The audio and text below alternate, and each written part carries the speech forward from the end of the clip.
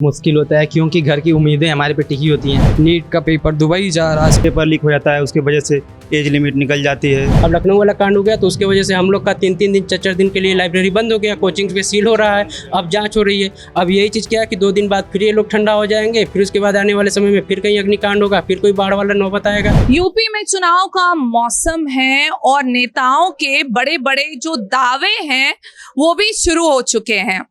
तो देखिए, इस वक्त हम कोई बहुत बड़ी यूनिवर्सिटी में नहीं आए हुए हैं, किसी यूनिवर्सिटी के स्वैंकी से कैंपस में नहीं आए हुए हैं। हम आए हुए हैं प्रयागराज की उन तंग गलियों में बने हुए लॉज में, जहां 10 बाय 10 के कमरे में लाखों स्टूडेंट्स, लाखों युवा पढ़ाई करते हैं और ख्वाब देखते हैं अफसर बनने का। देखिए, लाखों युवा जो हैं ये 10 बाय 10 के कमरे में बैठकर सालों जो है तैयारी करते हैं और फिर अपना अफसर बनने का सपना देखते हैं। देख सकते हैं आप किस तरीके से किताबें जो हैं यहाँ पे रखी हुई हैं, नोट्स रखे हुए हैं, दीवार पे मैप टंगा हुआ है। लगभग आपको प्रयागराज की हर गली में एक ऐसा लॉज मिलेगा, एक ऐसा कमरा मिलेगा और उम्मीद लगाए हुए युवा मिलेंगे जो अफसर बनने का सपना देख रहे हैं अपने घरों से दूर। तो चलिए सीधे हम युवाओं के बीच में चलते हैं और उनसे ही समझते हैं कि क्या है उनके मुद्दे। बहुत बहुत शुक्रिया आप सबका भारत एक्सप्रेस के साथ जुड़ने के लिए। चलिए समझना चाहेंगे आपसे, यहीं के रहने वाले होंगे आप, कितने साल से रह रहे हैं? अभी तो मुझे 2 साल हुआ है। कहाँ से हैं आप? मैं गाजीपुर से हूँ। गाजीपुर से हैं। घर से दूर रहना कितना मुश्किल है इस वक्त, जब आपको यहाँ का रेंट भी देना है, बिजली का भी किराया देना है और अपनी पढ़ाई की फीस भी देनी है। जी बहुत बहुत मुश्किल होता है क्योंकि घर की उम्मीदें हमारे पे टिकी होती हैं।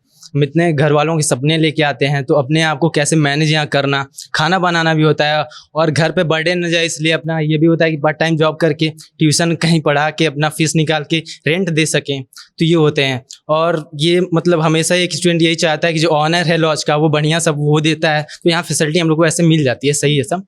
और अभी जो रिसेंटली हम लोग देखा लखनऊ में इंसिडेंट हो गया है, तो यही सबसे हर लॉज वाले से और सबसे यही अपील है कि आप लोग जो मानक स्टैंडर्ड है उसको पूरा करते हुए सब व्यवस्था करें, क्योंकि स्टूडेंट जो है जो पूरे परिवार वाले हैं विश्वास करके ही भेजे हैं कि मेरा बच्चा गया इलाहाबाद तो जहाँ वो रूम लिया होगा, सब कुछ होगा, सब वहाँ फैसिलिटी होंगी, अच्छी होंगी। तो मैं जैसे स्टूडेंट है यूनिवर्सिटी का मेन कैंपस से, मैं बीकॉम करता हूँ, तो मेरा लास्ट ईयर भी चल रहा है और वैसे मैं एसएससी की भी तैयारी करता हूँ। तो वही हम लोग अब देख रहे हैं, तो जब है इंसिडेंट हो रहे हैं तो बच्चे हतोत्साहित हो जा रहे हैं। तो यही है, कहना चाहूँगा कि नहीं, हतोत्साहित होने की ज़रूरत नहीं है, अभी से भी टाइम है। अगर ये जो भी हो रही है, अगर मानक पूरे नहीं है तो सब लोग मानक पूरे करिए। लाइब्रेरी हो गया, कॉलेज हो गई, जो भी इंस्टीट्यूशंस हैं, तो इसको सुधार करने की ज़रूरत है। बाकी सरकार से ये अपील है कि सरकार देखिए, बच्चा को ये नहीं है उसको कोई पॉलिटिक्स में तो उसको जाना नहीं है, लेकिन बोलते हैं कि बच्चा यूथ जो होता है फ्यूचर होता है, तो उसको बिल्कुल इसमें आना इसलिए चाहिए क्योंकि जो गवर्नमेंट की पॉलिसीज़ हैं वो अच्छी होनी चाहिए। लाइक जैसे नीट का पेपर अभी ये लीक हो गया, तो इसमें गवर्नमेंट क्या कर सकती है, उसमें ये जो देखिए कभी भी जो लीक होता है वो छोटे लेवल के कोई लीक नहीं कर सकता, क्योंकि इतनी हाई सिक्योरिटी होती है, तो जो पेपर लीकेज होता है वो सब अपर सिक्योरिटी में और अपर लेवल पे ही हो जाता है। तो गवर्नमेंट को इसका केयर करना चाहिए, क्योंकि बच्चा नीट का होता है 1 साल से प्रिपरेशन कर रहा है या कोई भी एग्जाम से, तो इतना व्यर्थ नहीं जाना चाहिए, यही है बात। क्योंकि आप लोग यहाँ रहते हैं, अब चुनाव का भी टाइम आ रहा है, नेता यहाँ पहुँचेंगे और लॉज में कभी नेता पहुँचते हैं, कुछ आपके मुद्दों की बात करते हैं कभी? जी अभी तो मेरे को यहाँ पे रहते हुए 1 साल हो गया, बट ऐसा कुछ नहीं देखने को मिला। तो यही है, अपना सब सारे स्टूडेंट लगे पड़े हुए हैं और जैसे अभी देश में हालात चल रहे हैं, जैसे मतलब ये हम लोग जब से पैदा हुए अब से पहली बार ऐसे देखने को मिल रहा है कि बड़े बड़े यहाँ तक कि एसएससी के एग्ज़ाम, नीट के एग्ज़ाम ये सब कराए तो जा रहे हैं, लेकिन बस वो एक फॉर्मेलिटी की जा रही है, क्योंकि यहाँ पे वो पेपर आउट हो जा रहा है, इससे बच्चे वेट कर रहे हैं कि कब एग्ज़ाम होगा, नहीं होगा। ऐसे एज आउट ऑफ एज कितने बच्चे बाहर निकल जा रहे हैं, इससे मतलब बहुत ज़्यादातर ये फोर्स वगैरह डिफेंस की जॉब में ग्रामीण बच्चे ही आते हैं और वो अपनी उम्र जब निकल जाती है तो बहुत परेशान होते हैं, फिर भी अपना लगे पड़े हुए हैं। तो सरकार से हम लोग का यही अपील है कि ऐसा ना बिल्कुल करे, क्योंकि ऐसा हो जाने से युवाओं का करियर और एज जो होता है आगे निकल जाता है, फिर आगे वो कुछ कर नहीं पाते हैं, जिससे कि घर के हालात वो वैसे ही। मुझे याद पड़ रहा है एक बार 60,000 कुछ वैकेंसी आई थी यूपी पुलिस की, तो उसमें जब प्रोटेस्ट हुआ था तो फिर एज रिलैक्सेशन रिलैक्सेशन शायद आप मिल गया था, तो ऐसा क्या कोई परमानेंट एज रिलैक्सेशन क्या देना चाहिए सरकार को? देखिए मैम, जब से ये कोरोना का ये आया था उसके बाद तो ये बनता ही है, और हर मतलब एक तरफ से बात करते हैं पूरे वर्ल्ड में ये चीज़ें हुई थी, तो बनता है ये सब चीज़ें। तो उसके बाद गवर्नमेंट ने तो सुनी, सबको एज रिलैक्सेशन मिला, लेकिन अभी जल्दी में ये 32,000 समथिंग आई थी ना यूपीपी की, तो इसमें भी जब स्टार्टिंग में निकली वैकेंसी तो यहाँ पे एज रिलैक्सेशन वगैरह नहीं था। तो 10 दिनों के बाद ऐसा फिर मतलब ये हुआ, ज़्यादा लोग मतलब अपना वो आंदोलन वगैरह थोड़ा कुछ किए तो उसमें रिलैक्सेशन मिला। तो देखिए जो 60,000 वाली पुलिस की वैकेंसी थी उसको तो क्लियर करा दिया गया। अभी इसका हाल ही में एग्जाम वगैरह हुआ है और आगे प्रोसेस लगा हुआ है, देखते हैं ये क्या होता है। बाकी तो पीछे बीते हुए दिनों में जो पेपर लीक वगैरह हुआ है तो सब लोग को पता ही है। जैसे सरकार जो है योजना देती है, अभ्युदय योजना, जहाँ पे जो नहीं अफोर्ड कर सकते हैं कोचिंग का खर्चा वगैरह, वो स्टूडेंट्स जाके कोचिंग वगैरह का एक्सेस ले, फ्री कोचिंग वगैरह मिल जाती है। आप लोगों को मिली है, आपने कोशिश करा? जी मैम, हम लोग को कोचिंग फैकल्टी अच्छी मिली है। मैं यहीं उत्कर्ष में कोचिंग किया था, तो मनी प्रॉब्लम थी, तो जो वहाँ के सीनियर मैनेजर हैं उनसे बोलने पे हम लोग को डिस्काउंट दिया गया कि आप अफोर्ड पढ़ाई कीजिए, आपकी पढ़ाई नहीं रुकेगी। बट ये जो एग्ज़ाम्स गवर्नमेंट करा रही है, नीट का है, एसएससी का है, यूपीएसआई है, यूपीएसआई में भैया मेरे 137 क्वेश्चन करके आए थे, 100% श्योर था कि हो जाएगा। बट ये क्या है, गवर्नमेंट का सिस्टम रूल है कि सारी सीटें बिक जा रही हैं, भैया निराश हो गए, उनका एसआई कट ऑफ क्लियर नहीं हुआ, 92% कट ऑफ जा रहा है, नीट का पेपर दुबई जा रहा है सेंटर, ये सब मैनेज हो रहा है। मेरा एसएससी जीडी का एग्ज़ाम था, फेज 13 था, पटना सेंटर दे रहे हैं, 400-500 किलोमीटर कैसे जा पाएंगे मैम बताइए? स्टूडेंट लाइफ में इतना ज़्यादा खर्चा आ जाता है, खुद ही तो कहाँ से अफोर्ड करेंगे? तो गवर्नमेंट से यही सब है कि सब चीज़ों पे ध्यान दिया जाए, जो सिस्टम है, जो करप्शन है, इसको ख़त्म किया जाए। तो अदर जो भी एग्ज़ाम अभी होने वाले हैं एसएससी के, इस पर विशेष ध्यान दिया जाए। यूपी कांस्टेबल का एग्ज़ाम हुआ, इसमें भी मैंने देखा मेरे सेंटर पे लड़के फॉर्म काम कर नहीं रहे हैं, OMR भर नहीं रहे हैं, टीचर फोर्स कर रहा तो भी नहीं। तो उसमें इससे ये साबित होता है कि यूपी कांस्टेबल में भी धांधली हुई होगी। और अदर इसका अब देखते हैं कट ऑफ कितना जाता है। हम लोगों ने भी एग्ज़ाम दिया है, उम्मीद है कि हो जाए, बट देखते हैं गवर्नमेंट क्या कट ऑफ लेके आती है बच्चों के हित में, ताकि देखते हैं। पेरेंट्स के ऊपर, माता पिता के ऊपर कितना प्रभाव पड़ता है जब एक तो वो इतनी उम्मीद से भेजते हैं बच्चों को, उसके बाद पेपर लीक हो जाता है। आप लोग खुद यहाँ रह रहे हैं, समझ रहे हैं क्या क्या कैसी बातें होती हैं, फ़ोन पे होती हैं उनसे, तो किस तरीके की बातें उनके तरफ से रहती हैं? मैम जो है बहुत ज़्यादा प्रेशर रहता है उन लोगों को, जिससे बच्चों को भेजे हैं बाहर पढ़ने के लिए, जो है इस पर उम्मीदें लगाए रहते हैं, और यहाँ से मैनेज करना पड़ता है, खर्चा भी बहुत ज़्यादा मैनेज करना पड़ता है। उसके बाद फिर लगाए रहते हैं उम्मीदें कि कब होगा अब होगा, लेकिन जो है यहाँ पेपर लीक हो जा रहा है, कट ऑफ भी हाई जा रहा है, जो है इससे एकदम परेशान है, सब चल रहा है। युवा क्या उम्मीद कर रहा है, क्या चाहिए उसको सरकार से? युवा को चाहिए नौकरी। नौकरी ऐसे नहीं मिलेगी। आज इतनी जनसंख्या बढ़ चुकी है कि जनसंख्या बढ़ने की वजह से, नॉर्मल डिग्री की वजह से किसी युवा को बेरोजगारी से मुक्ति नहीं मिलेगी। उसको अगर बेरोजगारी से मुक्ति मिलनी चाहिए तो सरकार को नया शिक्षा नीति लाना चाहिए और नया स्किल को इम्प्रूव करना चाहिए, क्योंकि नई नई स्किल जब से नहीं आएंगी और टेक्नोलॉजी रिलेटेड कोई सिस्टम नहीं बनेगा, तब से क्या कहते हैं युवा क्या कहते हैं बेरोजगारी से मुक्त नहीं हो सकता। नहीं तो इन्हीं सब ये पचड़ों में पड़ा रहेगा। और क्या कहते हैं कि ऐसे ही युवा की एक जो 21 साल से 30 साल के बीच में जो सबसे अच्छी ज़िंदगी होती है एक युवा की, वो बर्बाद हो जाएगी। और क्या कहते हैं कि सब ऐसे ही डिप्रेशन में रह के परेशान होकर सब घर चले जाएंगे। सारे परिवार, जितने बच्चों के परिवार के क्या कहते हैं कि सपने रहेंगे वो भी टूट जाएंगे। और फिर जो घर वाले होंगे वो भी अपने जो छोटे बच्चे आज के ज़माने में हैं, वो जब बड़े होंगे तो उनके घर वाले भी बाहर नहीं भेजेंगे, क्योंकि हम लोग का एग्जाम्पल देंगे। क्या कहते हैं कि वो गया था, कुछ किया नहीं, तो तुम ही लोग क्या कर लोगे, जाके तुम लोग भी यही काम करो। तो यही सब प्रॉब्लम है मैम। और क्या कहते हैं कि इतना सिस्टम में लफड़ा हो चुका है, पहले लगता था सब सही है, लेकिन क्या कहते हैं कि इतना लफड़ा हो चुका है कि अब जैसे चाइना का एग्जाम है, गयो वो क्या कहते हैं कि जबकि नीट में क्या कहते हैं 22 से 23 लाख बच्चे ही बैठते हैं, जबकि गाँव में क्या कहते हैं 2 करोड़ तक बच्चे बैठते हैं, तब उसके बाद भी उसमें पेपर लीक आज तक नहीं हुआ। जबकि क्या कहते हैं कि 23 में, 24 में, 25 में लगातार पेपर लीक हो रहा है। भले सब बोलते हैं 24 में लीक नहीं हुआ था, लेकिन 24 में भी लीक हुआ था पेपर। अब बताइए क्या कहते हैं कि जैसे अभी इतना प्रोसेस चल रहा है, क्या कहते हैं उसके बाद भी उन्होंने क्या कहते हैं कि अभी तक इस्तीफा देने से मान लो ऐसा कोई जवाब नहीं दिया। ठीक है, अगर वो नहीं जवाब दिया, लेकिन जैसे क्या कहते हैं कि प्रधानमंत्री आते हैं, प्रधानमंत्री नरेंद्र मोदी, वो आते हैं बच्चों से शिक्षा पे बात करते हैं, लेकिन जब नीट का पेपर लीक हो रहा है तो उसके बारे में वो कभी कुछ नहीं बोल रहे हैं, ना तो एक ट्वीट तक नहीं कर रहे हैं। उसके बाद क्या कहते हैं कि हम लोग की हेल्थ इशू इतनी बेकार हो चुकी है कि, और ना क्या कहते हैं यहाँ का आप देखेंगे माहौल तो क्या कहते हैं अपने साइड तो सही है, लेकिन क्या कहते हैं कि अभी आगे जाएंगे उधर तो क्या कहते हैं कि नाला बह रहा है मतलब, और इंसान जा रहा है तो इतनी मतलब साउंड वेव आ रही है, फ्रस्ट्रेट हो जा रहा है इंसान, भूखा आ रहा है कोचिंग से, खाना बनाए खाए, ऊपर से हल्ला गुल्ला और इतनी गंदगी, मतलब कि नगर पालिका भी सही नहीं है। तो ये सब सिस्टम बहुत बेकार है। अगर ये सब अच्छा नहीं किया गया तो हेल्थ इशू पे बहुत प्रॉब्लम पड़ेगी, और जब हेल्थ इशू अच्छी नहीं होती इंसान की तो वो और फ्रस्ट्रेट हो जाता है। तो बिल्कुल एक सवाल समझना चाहूंगी आपसे कि पेपर लीक होता है, उसके बाद जो है फिर केस चलता है, फिर तारीख पे तारीख शुरू हो जाती है, फिर वैकेंसी आती है, तो वैकेंसी में फिर तब तक हम देखते हैं कि एज जो है वो निकल चुकी होती है। तो क्या जब वैकेंसी है तो उसकी जो एज लिमिट है उसको कुछ बढ़ाना चाहिए? बिल्कुल जी, बिल्कुल बढ़ाना चाहिए, क्योंकि ये बच्चे जो हैं एकदम लगे रहते हैं, पढ़ते रहते हैं, उन लोग की बहुत मेहनत करते रहते हैं कि माता पिता की बहुत उम्मीद होती है कि मेरा बेटा इस बार निकल जाएगा, इस बार निकल जाएगा, लेकिन पेपर लीक हो जाता है, उसके वजह से एज लिमिट निकल जाती है। तो कहीं ना कहीं बहुत दुख होता है परिवार वालों को भी, और इस पे सरकार को पूरा ध्यान देना चाहिए, क्योंकि बच्चे ही जो हैं देश के आज के मतलब वही आगे आगे चल के देश को चलाएंगे।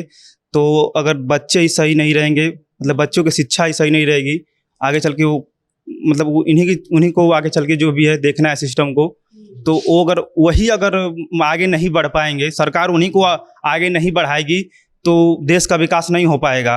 क्योंकि मैं देखता हूँ बच्चे पेपर देने जाते हैं तो अक्सर मैं देखता हूँ ट्रेनों में जाम लग जाता है, क्योंकि जब आप भी देखती होंगी न्यूज़ों पे कि ये ट्रेन है पूरा एकदम भर चुकी है, एक भी बोगी नहीं खाली है। तो इस पर भी विशेष ध्यान देना चाहिए सरकारों की, यातायात को उस टाइम पे थोड़ा मतलब खाली करे कि बच्चों अच्छे से अपने सेंटर पे पहुंच जाए और अच्छे से पेपर दें।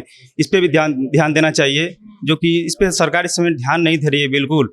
बच्चे कहीं बच्चे दूर सेंटर भेज दे रहे हैं, जाने में बहुत दिक्कत हो रहा है।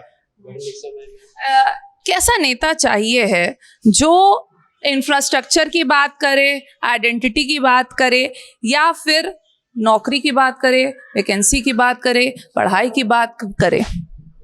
एक नेता ऐसा होना चाहिए जैसे हमारे माँ बाप होते हैं, जो हमारे भविष्य के बारे में सोचते हैं। तो हमें एक नेता ऐसा मिलना चाहिए जो हमारे बारे में, हमारे हितों के बारे में सोचे, जो युवा हैं उनके बारे में सोचे। यहाँ बच्चे पढ़ने आते हैं, उनके बारे में सोचा जाए, उनकी लाइब्रेरी, उनकी कोचिंग क्या व्यवस्थित है, क्या नहीं व्यवस्थित है।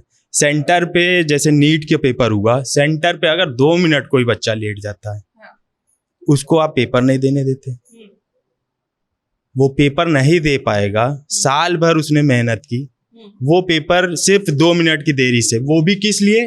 कहीं जाम लग गया, कहीं डॉक्टर लोग जाम लगा दिए, कहीं वकील लोग धरना दे रहे हैं, उसकी वजह से ट्रैफिक, बच्चा पेपर नहीं दे पाया। उस बच्चे की क्या गलती?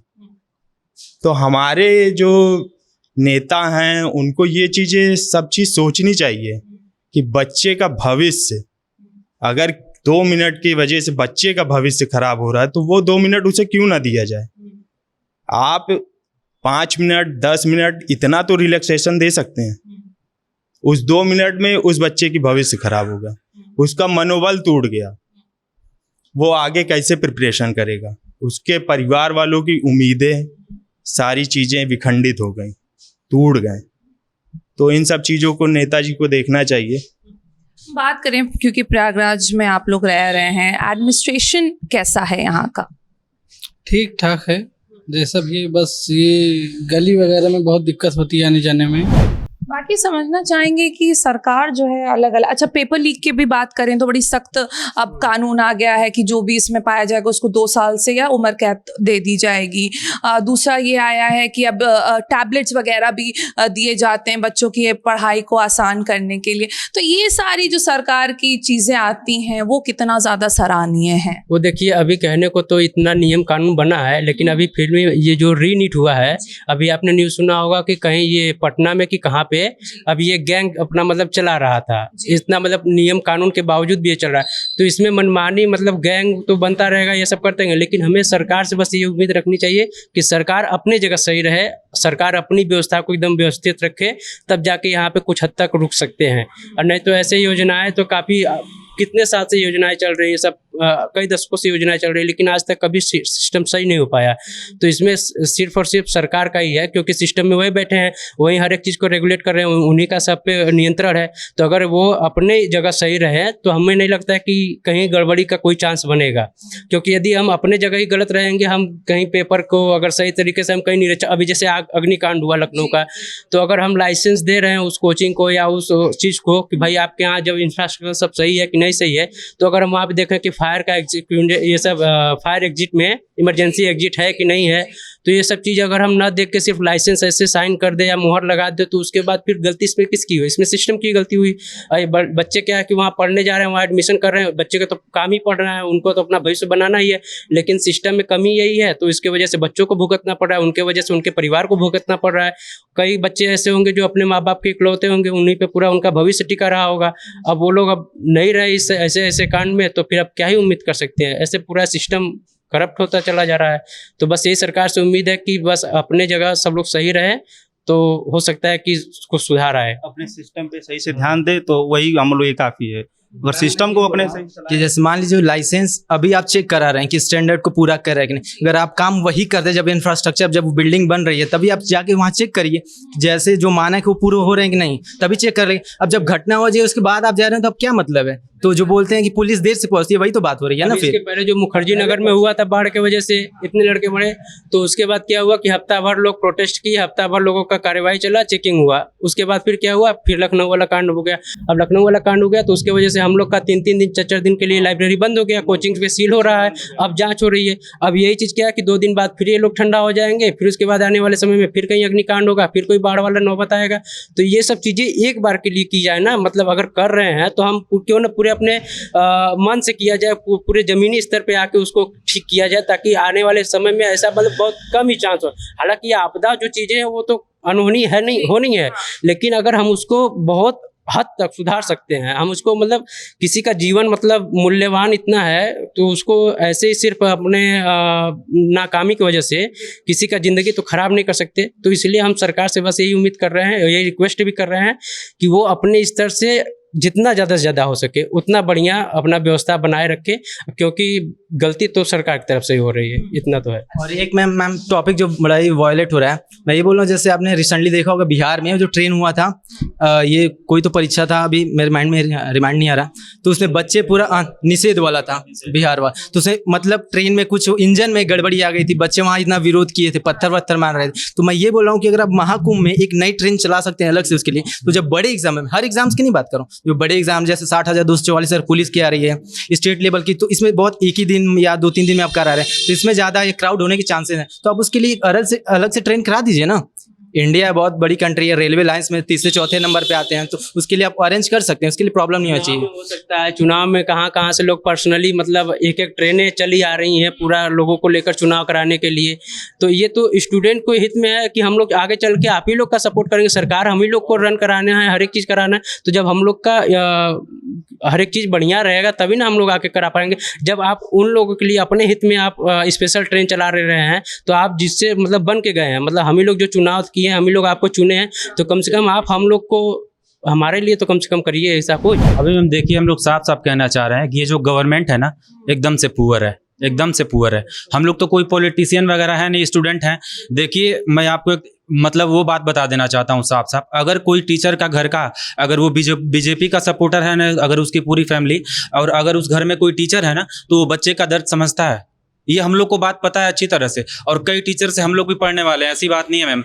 लेकिन देखिए, अभी ये प्रयागराज का पावर हाउस कोचिंग ये बोली जाती है, ये क्लाइमेक्स है हमारी, और ये एग्जामपुर है। इन कोचिंग, देखिए ये कोचिंग वगैरह सील कर दी गई है, और इसके वजह से सब जो मतलब ज़्यादा स्टूडेंट है सब अपने रूम पे रह रहे हैं, या तो सब घर चले जा रहे हैं, मतलब सब घर चले गए। अब ये कि अगर टीचर आंदोलन कर रहा है तो आपके बच्चे की आवाज़ उठा रहे हैं, तो अभी कुछ कोचिंग सील कर देंगे, बोलेंगे कि ये वो पूरा नहीं कर रहा मानक। तो आप पहले कहाँ थे? ये पहले आपको आना चाहिए ना, चेक करना चाहिए, रेगुलर इंटरवल टाइम में आपको चेक करना चाहिए।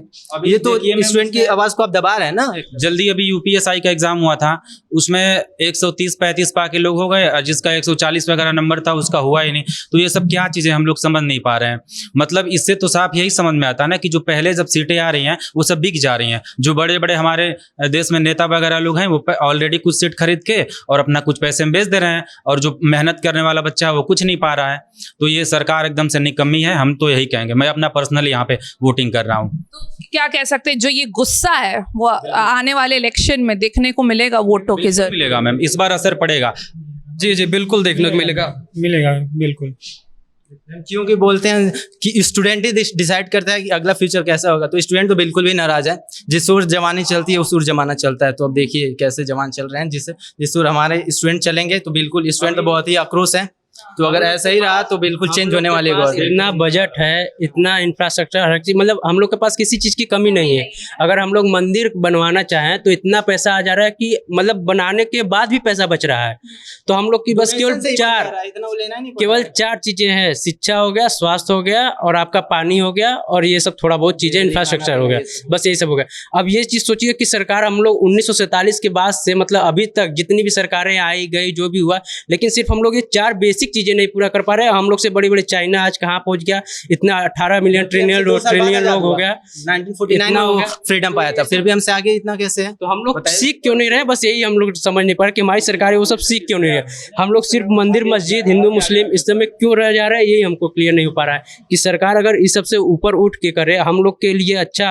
ये योजनाएं जो है उसमें अभी योजनाएं क्या है, कौशल जो PMKY जो होता है कौशल विकास वाले में, अभी उसमें देखिए कितनी बड़ी बड़ी धांधली, सिर्फ फर्जीवाड़ा हुआ है। सिर्फ नाम लिख लिख के एक बच्चे का उसमें कितना कितना लाख रुपए का ऐसे फर्जीवाड़ा हुआ है। तो जमीनी स्तर पर कोई चेक कर नहीं रहा है, वहाँ से योजनाएं लागू हो जा रही, कोई देख नहीं रहा है, उसका कुछ पता नहीं चल रहा है। तो सिर्फ धांधली हो रहा है और कोई रिजल्ट निकल के आ नहीं रहा है। तो जब तक रिजल्ट निकल के नहीं आएगा, जमीनी स्तर पर कोई चीज़ें इंप्लीमेंट नहीं होंगी, तो फिर हम लोग का कैसे भविष्य बन सकता है? युवा बदलाव चाह रहा है, बड़ा बदलाव, बिल्कुल बहुत बड़ा बदलाव चाह रहा है। क्योंकि बदलाव नहीं होगा तो स्टूडेंट ऐसे ही फिर मतलब डिस्ट्रॉय होते जाएंगे। और फिर ये और एजुकेटेड, फुली एजुकेटेड हमको प्राइम मिनिस्टर चाहिए, जो नेता हमको चाहिए, विधायक चाहिए, संसद चाहिए। आप एग्जांपल में ले लीजिए, तमिलनाडु के CM है विजय थालापति सर, तो आपने वहाँ देखा होगा कितना बदलाव हुआ 4 महीने के अंदर। तो हम भी चाहते हैं कि एक अच्छा नेता फुली एजुकेटेड हो, जो हम युवाओं की फीलिंग को समझे, हमें क्या जरूरत है, कैसी एजुकेशन चाहिए, कैसा स्वास्थ्य चाहिए, सारी व्यवस्था चाहिए, कि वो एकदम फुली एजुकेटेड बंदा है। आपको नाम लेने की जरूरत नहीं है किसकी जरूरत है इस भारत को। तो हम चाहते हैं कि ऐसा ही नेता हमको चाहिए, जो बड़ी बड़ी हार्वर्ड यूनिवर्सिटी, ऑक्सफोर्ड यूनिवर्सिटी जिसको स्पीकिंग के लिए बुला रही है, आप भाषण दी। आज के इतिहास में कभी नहीं हुआ भारत का कोई प्रधानमंत्री जो शुद्ध पद पे रहा उसको बुलाया गया हो, लेकिन इस बंदे को बुलाया गया, वहाँ पे स्पीकिंग के लिए भाषण दिया। तो वो बंदे के अंदर कैपेबिलिटी है तभी उसको बुलाया गया। वो सारे सिस्टम, वो फुली एजुकेटेड, खुद ही ऑक्सफोर्ड यूनिवर्सिटी से पढ़ा है, तो वो देश को कैसे चलाना चाहिए उसके अंदर अच्छे सारे गुण है। क्योंकि उसके दादा नाना नानी सब फुली ये गवर्नमेंट्स इसी से थे, पॉलिटिकल से, उसके पास पैसे की कमी बिल्कुल भी नहीं है। फिर वो बंदा गरीबों से, जो एकदम जमीन से जुड़े लोगों के, सोचता ना समझता कूद जाता है तालाब में, मिलने खेत में पहुंच जाता है, चाहे पैर में मिट्टी लग जा रही, उसको कोई फर्क नहीं पड़ता। जो हमारे VVIP है, ये रोड पे निकलते हैं, रोड जाम हो जाता है। कोचिंग हम लोग को जाना है, कोई आ रहा है, जैसे बीच में कुंभ चल रहा था, VVIP आ रहे हैं, रोड ट्रैफिक चौराहा जाम कर दे रहे हैं, आप जाओ 4 किलोमीटर घूम के। बताइए हम लोग को 20-20 आधा घंटा लेट हो जा रहा है। इतनी कड़ी धूप में जाओ साइकिल चला के, समस्याएं होती है। हम यही सब सुधार चाहिए। जैसे सबके लिए VVIP है इंपॉर्टेंट, वैसे हम लोग भी हैं। वो VVIP हम ही लोग की देन है, हम ही लोग दे रहा है, जो अपना टैक्स दे रहा है उसी दिन उनको सैलरी मिल रही, सब कुछ हो रहा है। तो हम लोग को क्यों ध्यान नहीं दिया जा रहा है? यही हम लोग अपील है गवर्नमेंट से कि हमको गवर्नमेंट बदलाव चाहिए जी। अच्छा मैम, ये बोलना चाहता हूँ, ये जैसे ग्रुप डी की वैकेंसी आती है, ग्रुप सी आती है, इसमें आप एलिजिबिलिटी ये लगाते हो कि ये आप होने चाहिए, पास होने चाहिए, ग्रेजुएशन होना चाहिए। तो मैं ये पूरे इंडिया से क्वेश्चन कर रहा हूँ कि क्या ये नहीं होना चाहिए कि अगर हमारा जो लीडर, टॉप मोस्ट लीडर है, उसके लिए भी कुछ क्राइटेरिया डिसाइड करे कि भाई अगर आपने M.Com किया, B.Com किया, जो भी किया वो डिसाइड, अगर वो लिटरेट अगर लीडर है मैम, तो बिल्कुल उसकी पॉलिसी स्कीम होंगी, बिल्कुल वेलफेयर होंगी फॉर स्टूडेंट्स। लेकिन जो अगर नेता लोग हैं, लीडर जा रहे हैं, वैसे लिटरेट नहीं है, कोई 10th पास है, 8 पास है, और आप देखेंगे क्राइटेरिया कि आप नेता बनने के लिए, MP बनने के लिए कोई आप पढ़ा लिखा होना जरूरी नहीं है। तो जब पढ़ा लिखा जरूरी नहीं है तो क्यों उतना फ्यूचर और फोरकास्टिंग क्यों सोच पाएगा? तो और पॉलिसी लोकसभा में इन्हीं को बनाना भी है। तो अगर मान लीजिए अगर मतलब फॉर फ्यूचर में अगर कोई ऐसा लीडर आता है तो मैं इनसे यही कहना चाहूँगा कि अगर आप अगर लीडर आता है तो आप प्लीज़ ऐसा कुछ रूल इम्प्लीमेंट कराइए कि जो अगर टॉप मोस्ट लीडर बन रहा है तो उसके लिए भी कुछ बिल्कुल क्राइटेरिया होनी चाहिए एलिजिबिलिटी वो फॉलो के लिए कि नहीं आपका एजुकेशन कम से कम आपको ग्रेजुएशन होना चाहिए या पोस्ट ग्रेजुएशन हो जाए, ताकि आप लोकसभा में उसके लिए विधायक के लिए सांसद के लिए आप इसके लिए हो सकते हैं। पढ़ा लिखा होना नहीं चाहिए, बस आप मतलब इंडिया के हो और हाँ बस पागल नहीं होने चाहिए, पढ़ा लिखा ही जरूर। ये कैसा है भाई, तो कोई भी जाके वहाँ पर मैम ये कह रहा था, जैसे भाई लोग कह रहे थे कि क्या कहते हैं कि जैसे बीजेपी क्या कहते हैं कि उसके वैसे मतलब कि अनपढ़ लोग हैं, तो बात सही कह रहे हैं भाई लोग। लेकिन जैसे अब अगर ऐसा ही रहा ना तो क्या कहते हैं कि बीजेपी सरकार रहेगी, कोई अब सब सरकार खत्म हो जाएगी, जो जितनी पार्टियां हैं सब खत्म हो जाएगी, क्योंकि बीजेपी के पास जो उसकी अमाउंट है पार्टी की वो 6,000 करोड़ रुपए तक पहुंच चुकी है। और जबकि दूसरी जो क्या कहते हैं कि पार्टियां जो उसकी प्रतिद्वंदी जैसे कांग्रेस हो गई या फिर हम लोग के समय में हम लोग के क्या कहते हैं राज्य में समाजवादी हो गई, इन लोग की अमाउंट बेस वैल्यू बहुत कम है, जैसे 300 करोड़ क्या कहते हैं कांग्रेस की है। तो अगर ऐसा रहेगा तो क्या कहते हैं दोनों पार्टियां एक दूसरे से प्रतिबंधित हो ही नहीं पाएंगी। जब एक दूसरे से लड़ ही नहीं पाएंगे अच्छा खासा तो क्या कहते हैं कि चुनाव में एक अलग ही रूप दिखेगा। जब बीजेपी ज़्यादा पैसा खर्च करेगी तो ऑटोमेटिक ही वो उसका ज़्यादा प्रसार दिखेगा, एडवर्टाइजमेंट ज़्यादा होगा, तो जनता समझेगी यही कि नहीं यही ज़्यादा अच्छी चीज़ है। क्योंकि जनता इतनी जागरूक नहीं है, जनता इतनी लिटरेट नहीं है, वो पढ़ी लिखी इतनी नहीं है क्या कहते हैं कि हर चीज़ जान सके। क्योंकि भारत का लिटरेसी रेट एक अलग नज़रिए पर नापा जाता है, जबकि अलग देशों का लिटरेसी रेट अलग नज़रिए पर नापा जाता है। भारत में लिटरेसी रेट का मतलब है अगर एक इंसान अपना साइन कर ले रहा है तो लिटरेट है, जबकि क्या कहते हैं कि अमेरिका जैसे देशों में जब तक वो 12th पास नहीं किया या फिर एक बोर्ड पास नहीं किया तब तक वो लिटरेट माना नहीं जाता। तो यही सब चीज़ है, ये सब प्रॉब्लम है। अगर हम लोग की क्या कहते हैं जागरूकता नहीं आएगी और खासकर अगर जनता जागरूक नहीं होगी, एक बुढ़ा से लेकर एक क्या कहते हैं कि बच्चा तक अगर अच्छा खासा पढ़ा लिखा नहीं होगा, पढ़ा लिखा ना भी हो लेकिन अच्छा खासा जागरूक हो, अपने क्या कहते हैं कि नियमों के बारे में, अपने योजनाओं के बारे में अच्छा खासा नहीं जानता रहेगा, तो वो हर कोई दूसरे बातों को या फिर व्हाट्सएप यूनिवर्सिटी की बातों को सुनकर उसी के देखकर उसी के हिसाब से चलना चालू कर देगा। और वो हेल्थ एजुकेशन हर चीज़ को भूल कर सिर्फ क्या कहते हैं मंदिर मस्जिद पर लड़ता रह जाएगा। और जो क्या कहते हैं कि देश के इलाइट लोग हैं वो अपना मजा करते रह जाएंगे। अभी क्या कहते हैं एमपी के जो क्या कहते हैं सीएम है, वो उनके परिवार वालों ने पता नहीं कितने क्या कहते हैं एकड़ जमीन क्या कहते हैं कि खरीद लिए हैं। 2035 तक वो क्या कहते हैं उसमें बहुत सारा मतलब इम्प्लीमेंट होकर वो बहुत मतलब हाईवे ऐसी रोड पे आ जाएगा। तो ये सब प्रॉब्लम है। अगर जो मतलब सत्ता में आ रहा है वही लूट धांधली कर रहा है, ऐसे मैं ऐसे नहीं बोल रहा हूँ, लेकिन क्या कहते हैं कि वो मेरे देश के प्रधानमंत्री हैं, लेकिन क्या कहते हैं कि ऐसे पीएम मोदी बोल रहे थे बंगाल के जो प्राइम मिनिस्टर थे उनके बारे में, लेकिन कि वो क्या हाँ करप्टेड है। फिर उसके बाद क्या हुआ कि उन्हीं को क्या कहते हैं चीफ मिनिस्टर बना दिया गया बाद में। तो ये सब बहुत गजब चीज़ है। अभी देखिए बंगाल में जो क्या कहते हैं पार्टियां हैं सब जो क्या कहते हैं बंगाल में इलेक्शन हुआ, बीजेपी जीती, उसका टीएमसी एकदम टूटने पर पड़ गई, एक तरीके से टूट ही चुकी है लगभग। तो हमारे हिसाब से यूपी का जो लास्ट क्या कहते हैं कि 2027 का क्या कहते हैं इलेक्शन होगा, यही शायद लास्ट इलेक्शन हो, नहीं तो उसके बाद क्या कहते हैं कि इलेक्शन खत्म ही समझिए, बस नाम मात्र का दिखावटी इलेक्शन होगा। जैसे चाइना में कम्युनिस्ट पार्टी में इलेक्शन होता है कि लगता है वहाँ पे इलेक्शन होता है, लेकिन इलेक्शन वहाँ पे भी इलेक्शन कुछ होता नहीं है। हाँ क्या, क्योंकि नहीं वो नहीं चाइना वाला भी भाई, हाँ चाइना वाला भी इलेक्शन कैसा है कि एक जो मेन पार्टी है, हाँ मेन पार्टी है, उसके जो क्या कहते हैं हेल्पफुल सब पार्टियां हैं। तो ऐसे सिस्टम अगर बनाएगा तो जनता एकदम क्या कहते हैं खराब हो जाएगी, जनता का एकदम शोषित जनता हो जाएगी। वो सोचेगी कि अगर मेरे को 5 किलो अनाज मिल रहा है मेरी वही बहुत बड़ी भाग्यशाली चीज़ है, मेरे लिए वही बहुत बड़ा भाग्य है, मैं जिंदा रह लूँ वही बहुत बड़ी बात है। जबकि ऐसा नहीं होना चाहिए। अगर एक भारत देश है भाई तो क्या कहते हैं वो डेमोक्रेसी देश है। अगर डेमोक्रेटिक लोग यहाँ पे रहते हैं तो उनको हर चीज़ की क्या कहते हैं कि अथॉरिटी मिलनी चाहिए, चाहे हेल्थ हो चाहे एजुकेशन हो, ये सब फ्री होना चाहिए, चाहे ट्रांसपोर्ट हो, चाहे अगर नहीं इसकी अब जैसे इतनी जनसंख्या हम लोग की बढ़ चुकी है तो जनसंख्या बेकार चीज़ नहीं है, जनसंख्या अच्छी चीज़ होती है, लेकिन अगर वो कौशल हो, अगर वो स्किलफुल हो, अगर स्किलफुल रहेगी तो अच्छा क्या कहते हैं कि क्वालिटी देगी, अच्छा क्या कहते हैं कि विकसित करेगी। और जिसके पास युवा लोग होते हैं वो बहुत आगे जा सकते हैं, लेकिन सबसे बड़ी बात है कि वो स्किलफुल होने चाहिए। हम लोग की युवा हमारे लोग के पास बहुत हैं लेकिन स्किलफुल नहीं है। स्किलफुल ना होने की वजह से हम लोग बहुत परेशान है, बहुत फ्रस्ट्रेट है। तो देखिए युवाओं का साफ कहना है, युवाओं ने साफ कह दिया है कि उनको भाषण देने वाला नेता नहीं चाहिए है, जो उनके सपनों को सुरक्षित करे।